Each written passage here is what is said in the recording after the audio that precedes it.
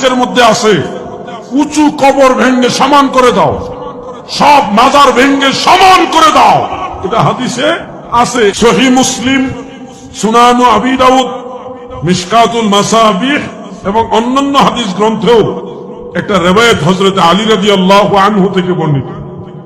তিনি একজন তাবেঈকে বলছেন, আমাকে আল্লাহ রাসূল সাল্লাল্লাহু আলাইহি সাল্লাম যেই কাজ করার জন্য আদেশ দিয়েছিলেন, আমি তোমাকে সেই কাজ করার জন্য আদেশ দিচ্ছি, যে মূর্তি পেলে ভেঙ্গে চুরমার করে দিবে, আর উঁচু কবর পেলে সেটা ভেঙ্গে সমান করে দিবে। মানে উঁচু কবর ভেঙ্গে সমান করার আদেশ আল্লাহ রাসূল সাল্লাল্লাহু আলাইহি সাল্লাম দিয়েছেন। এটা সহিহ হাদিস। সাফার দাঁত ফলায়া দেব দিনা। এখনো শাহজালালের উত্তর শুরুমিয়া জিন্দা আছে।